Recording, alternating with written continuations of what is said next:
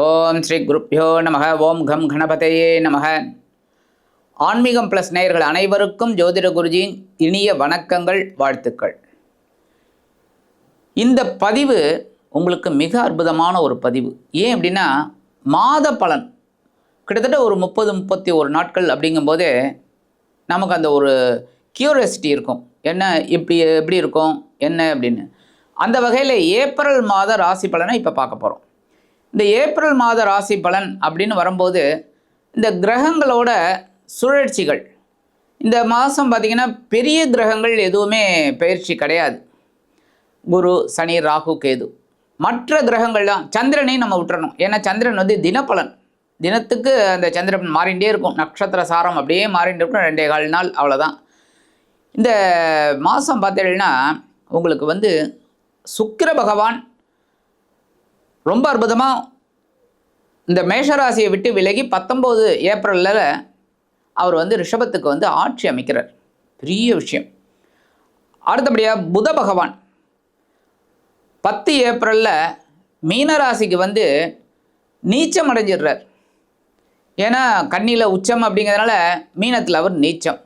இந்த நீச்சம் எதனால் வந்தது அப்படின்னா, அங்கே குரு வந்து ஆட்சி. எப்போவுமே குரு பலமாக இருக்கும்போது புதனோட வேலை அந்த அளவுக்கு ஒரு பெரிய இதை கொடுக்காது. அதனால தான் அங்கே நீச்சம்னு ஆச்சு. அடுத்தபடியாக சூப்பராக சூரிய பகவான், இந்த சூரிய பகவான் 14/4/2026 அன்னைக்கு அவர் அந்த மீன ராசியில் ஏகப்பட்ட கஷ்டங்களை அனுபவித்தார் அவரே. ஏன்னா அங்கே தான் சனீஸ்வர பகவான். இப்போ செவ்வாயும் கிட்டத்தட்ட 2ஆம் தேதியிலேருந்து 13ஆம் தேதி வரைக்கும் அங்கே இருக்கார். 14ஆம் தேதி அவர் அப்படியே ரிலீஸ் ஆகி மேஷத்துக்கு வர்றது பெரிய ப்ளஸ் பாயிண்ட். ஏன்னா கால புருஷ தத்துவத்தின்படி முதல் ராசி உச்சம் வேற அந்த சூரிய பகவான். அந்த வகையில் இந்த கிரக அமைப்புகள் இருக்குது. இப்போ இந்த பதிவுக்கு போகிறதுக்கு முன்னாடி சப்ஸ்கிரைப் பண்ண அனைத்து இனிய நெஞ்சங்களுக்கும் எங்களது நன்றிகள் மீண்டும் நான் சொல்லிக்கிறேன்.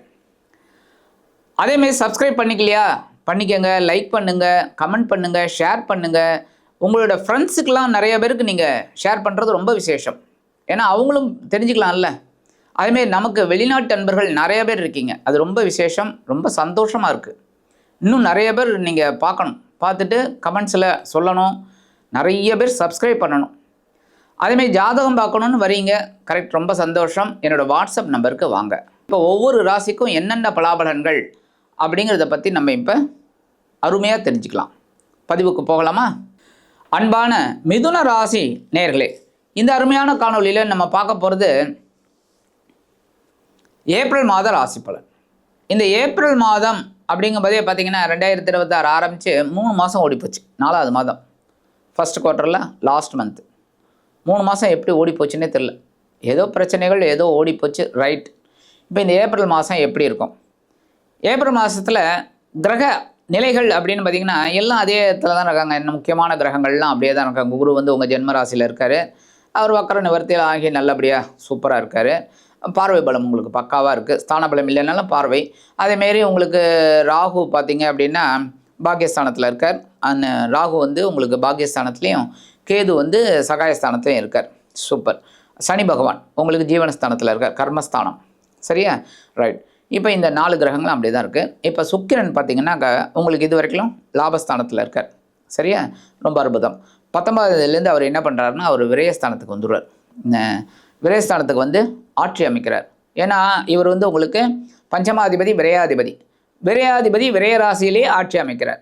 சரியா, அடுத்தபடியாக இந்த குரு பார்த்திங்கன்னாக்கா உங்களுக்கு ஜென்மராசியில் தான் இருக்கார்.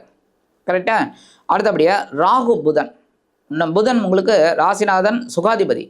அந்த புதன் வந்து ராகுவோட சேர்ந்து இருக்கிறது நல்லது தான், பரவாயில்லை. ஏன்னா ராகு வந்து உங்களுக்கு பாக்கியஸ்தானத்துலாம் இருக்கார், புதனும் பாக்கியஸ்தானத்துலாம் இருக்கார். ஓரளவுக்கு பரவாயில்லை, எல்லாம் நல்லபடியாக போய்கிட்டு இருக்கோம். அதே சமயம் அவர் வந்து 10th ஏப்ரல்லேருந்து 10ஆம் தேதி ஏப்ரல் மாதத்துலேருந்து அவர் எங்கே டிரான்சிட் ஆகிறார் அப்படின்னு பார்த்தீங்கன்னா உங்களோட ஜீவனஸ்தானத்துக்கு வர்றார். ஆகா, ஜீவனஸ்தானத்துக்கு வர்றது பரவாயில்லை, ஆனால் அங்கே நீச்சம் அடைகிறார். ஸோ உங்கள் ராசிநாதன் நீச்சம் அடைகிறார், சுகாதிபதி நீச்சம் அடைகிறார். ஸோ கவனமாக இருக்கணும் எல்லா விஷயத்துலையும். சரியா, அடுத்தபடியாக உங்களோட சகாய அதிபதி, 3ஆம் இடத்த அதிபதி, இந்த முயற்சி ஸ்தானத்து அதிபதி, உடன்பிறப்பு அதிபதி சூரிய பகவான், அவரும் ஜீவனஸ்தானத்தில் இருக்கார். ஆனால் கடுமையான நெருக்கடிக்கு மத்தியில் அவர் இருக்கார், சூரியனே. ஏன் அப்படின்னா அந்த ஜீவனஸ்தானத்தில் தான் சனீஸ்வர பகவான் இருக்கார். கரெக்டாக இப்போ தான் அவர் டிரான்சிட் ஆகி அங்கே வந்திருக்கார். ஸோ அந்த சூரியன் வந்து சனியோடு சேர்ந்துருக்கார். இப்போ 2ஆம் தேதியிலேருந்து செவ்வாயும் அங்கே வரார். எங்கள் மீனராசிக்கே வந்துடுறார், உங்களோட ஜீவனஸ்தானம். அப்போ இந்த சனி செவ்வாய் சேர்க்கை, இந்த சனி பகவான் உங்களுக்கு யார்? அஷ்டமாதிபதி, பாக்யாதிபதி. என்ன அதே சமயம் 8, 9 கூடையவர் 10ல் இருக்கார். உங்களோட பகைருண ரோகாதிபதி, லாபாதிபதி, அவரும் வந்து பார்த்தீங்கன்னா உங்களுக்கு ஜீவனஸ்தானத்தில் செவ்வாய் பகவான் இருக்கிறது ரொம்ப விசேஷம், அற்புதம். ஏன்னா திக்பலம் அடைஞ்சு ரொம்ப அற்புதமாக, ஏன்னா உபஜயஸ்தானங்கள் அதுவும் ஒன்று நல்ல இது. ஆனால் என்ன, சனியும் செவ்வாயும் சேர்ந்துருக்காங்க. அப்போ அவங்க வந்து ஜீவனம் விஷயமாக உங்களை கடுமையான ஒரு டென்ஷனை கொடுப்பாங்க. ஏன் அப்படின்னா சனி பகவான் அப்படிங்கும்போது உழைக்கக்கூடிய ஒரு வர்க்கத்தை கொண்டவர். அடுத்தபடியாக செவ்வாய் பகவான் உங்களுக்கு பார்த்தீங்கன்னா படை வீரன், படை தளபதி. என்ன 2 எப்படி ஒர்க் அவுட் ஆகும்? 2 கிரகங்களும் சேரும்போது ரொம்ப டென்ஷன் தான் இருக்கும். எப்போவுமே சனி செவ்வாய் சேர்க்கை எங்கேயுமே இருக்கக்கூடாது. நம்ம ஜனனகால ஜாதகத்துலையும் இருக்கக்கூடாது, கஷ்டம்தான். அப்போ ஆனால் எங்கே இருக்காருன்னு ஒன்று பார்க்கணும். இருந்தாலும் ஜீவன விஷயமா உங்களுக்கு ஏகப்பட்ட டெரிபிள் கண்டிப்பாக கொடுப்பாருங்க. சரி, இப்போ ஒரே ஒரு ஆறுதல் என்ன அப்படின்னா 14th ஏப்ரல்லேருந்து உங்களோட சகாயாதிபதி சூரிய பகவான் அவர் எங்கே வரப்போகிறார் அப்படின்னா சூப்பர். ஏன்னா லாபஸ்தானத்துக்கு வர்றார். லாபஸ்தானத்தில் உச்சமடைகிறார். சூப்பர். ஏன்னா சகாயாதிபதி உச்சமடைகிறது பெரிய விஷயம். அது இருக்கிற இடம் லாபம். ஸோ அந்த 14ஆம் தேதியிலேருந்து உங்களுக்கு ஓரளவுக்கு நீங்கள் எவ்வளவு கடுமையான நெருக்கடிகளுக்கு உள்ளாகி ஒரு வேலையை செய்கிறீங்களோ 14ஆம் தேதியில் அதுக்கு ஒரு ரிசல்ட் கிடைக்கும். எப்போவுமே பார்த்தீங்கன்னா எலெக்ஷன் டேட் சொல்லிடுவாங்க, அதுக்கப்புறம் ஃபைலிங் டேட்டு, அதுக்கப்புறம் வாபஸ், அதுக்கப்புறம் தான் அந்த இது, அதுக்கப்புறம் எலெக்ஷன் டேட்டு, ஓட்டிங், அதுக்கப்புறம் தான் ரிசல்ட். அந்த மாதிரி உங்களுக்கு வந்து ஒரு 13 நாள் ஏகப்பட்ட டென்ஷனில் நீங்களே ரொம்ப கஷ்டத்தில், ஒரு உத்தியோகத்தில், தொழில் வியாபாரத்தில் எல்லாத்துலேயுமே கொஞ்சம் ஒரு நெருக்கடிகளே. நான் குருவும் பார்த்தீங்கன்னா உங்களுக்கு ஜென்மராசியில் இருக்கார். ஸோ ஏகப்பட்ட டென்ஷனில் நீங்கள் ஒர்க் அவுட் பண்ணிட்டு இருக்கீங்க. அதுக்கெல்லாம் ஒரு விடிவு காலம் கிடைக்கணும்ல. அது 14th உங்களுக்கு அந்த சகாயாதிபதி சூரிய பகவான் உங்களுக்கு லாபஸ்தானத்தில் வந்து உச்சமடைந்து அதி அற்புதமாக கொடுக்க போகிறார். ஸோ ஒரு 13 days நீங்கள் கொஞ்சம் போராடுற மாதிரி இருக்கும். அதுக்கப்புறம் ஓரளவுக்கு போராட்டம் இருந்தாலும் அதற்குண்டான உயர்வுகள் உங்களுக்கு கண்டிப்பாக கிடைக்கும். ஒரு நிம்மதி, அப்பாடா அப்படின்னு. ஏன்னா ஒன்றுமே இல்லாமல் ஒரு இடத்துல வேலை செய்கிறத விட அந்த வேலை செஞ்சு கொஞ்ச நாள் கழிச்சு உங்களுக்கு ஒரு அமௌண்ட் வருது அப்படின்னா அது ஒரு பெரிய பாக்கியம். ஸோ இந்த மாதிரி உங்களுக்கு இந்த கிரக அமைப்புகள் அற்புதமாக இருக்குது. சரி, இப்போ இந்த காலகட்டத்தில் இந்த பெண்களுக்கு எப்படிப்பட்டது அப்படின்னு பார்த்திங்கன்னா, குடும்ப பெண்களாக இருக்கட்டும், உத்தியோகம் போகிற பெண்களாக இருக்கட்டும், எல்லாருமே. ஏன்னா குடும்ப பெண்கள் அப்படின்னா அவங்களுக்கு வேலையே கிடையாதா, வேலை வெட்டி இல்லாமையாக இருக்காங்க, வீட்டு வேலை அத்தனையும் அவங்க தலையில் தான். ஸோ வேலைக்கு போகிற பெண்களும் ஒன்று தான், வீட்டில் வேலை செய்கிற பெண்களும் ஒன்று தான். அப்போ இந்த பெண்மணிகளுக்கு இந்த மாதம் எப்படி இருக்கும் அப்படின்னா, அவங்களுக்கெல்லாம் கொஞ்சம் 13 நாள் கொஞ்சம் டென்ஷனில் தான் இருக்கும். 14ஆம் தேதியிலேருந்து அவங்களுக்கு ஒரு பெரிய ஒரு மாற்றம், உடல் அளவில் இருக்கிற ஒரு வேதனைகள் இதெல்லாம் கண்டிப்பாக குறையும். ஒரு நல்ல ஒரு முன்னேற்றம் கண்டிப்பாக கிடைக்கும். இருந்தாலும் குரு ஜென்மராசியில் இருக்கிறவர்களும் கொஞ்சம் குழப்பம் இருக்கும், சரியா? ஏன்னா இந்த குரு பார்த்திங்கன்னா உங்களுக்கு 7, 10 கூடிய அதிபதி. ஸோ தொழில் ரீதியாக ஒரு டென்ஷனை கொடுப்பார், வாழ்க்கை துணை வழியாக டென்ஷனை கொடுப்பார், குடும்பத்தில் ஒரு டென்ஷன், நண்பர்கள் மூலமாக டென்ஷன், இதெல்லாம் இருக்கும். அதெல்லாம் கொஞ்சம் அமைதியாக அப்படியே டென்ஷன் இல்லாமல் கொண்டு போனீங்க அப்படின்னா ரொம்ப அற்புதம். சரி, இப்போ உத்தியோகம் சொல்லிட்டேன், தொழில் வியாபாரத்தில் இருக்கிறவங்களுக்கு சொல்லலாம். இந்த நேரத்தில் பார்த்திங்கன்னா நீங்கள் புதுசாக தொழில் தொடங்கணும் அப்படின்னா தகுந்த முன்னேற்பாடோடு இறங்கினீங்க தான் நல்லது. அதேமாரி வீடு வாங்கணும், மனை வாங்கணும், வாகனம் வாங்கணும் அப்படின்னா திட்டம் போட்டு கரெக்டாக ஒர்க் அவுட் பண்ணி அது அப்புறம் பண்ணுறது தான் ரொம்ப விசேஷம், ஸ்லாக்கியம். இல்லை அப்படின்னு வச்சுக்கோங்க, உங்களுக்கே அது வந்து பேக் ஃபயர் ஆகும். அதனால் கவனமாக இருக்கிறது ரொம்ப ரொம்ப நல்லதுங்க. இதெல்லாம் வந்து ப்ரீகாஷனாக நான் சொல்கிறேன் எல்லாம். ஏன்னா இதுதான் வந்து ஜாதக ரீதியாக நடக்கக்கூடியது. அப்போ நம்ம கவனமாக இருக்கிறது ரொம்ப விசேஷம். ஏன்னா மோஸ்ட் ஆஃப் கிரகாஸ் வந்து உங்களுக்கு ஒரு ரொம்ப ஃபேவரபுளாக இல்லை, ஆனால் சில கிரகங்கள் உங்களுக்கு ரொம்ப ஃபேவரபுளாக இருக்குது.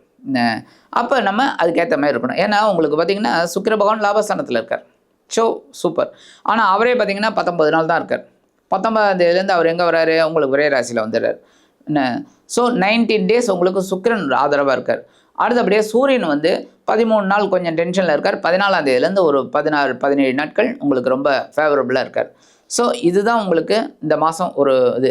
அப்போ நம்ம எப்படி இருக்கணும் அப்படின்னா, உத்தியோகத்தில் இருக்கிறவங்க கவனமாக வேலை செய்யணும், தொழில் வியாபாரத்தில் இருக்கிறவங்க கவனமாக இருக்கணும். ஏன்னா உங்களோட இந்த ஜீவனஸ்தானம் அப்படிங்கிற கர்மஸ்தானத்தில் சனி செவ்வாய் சேர்க்கை இருக்குது.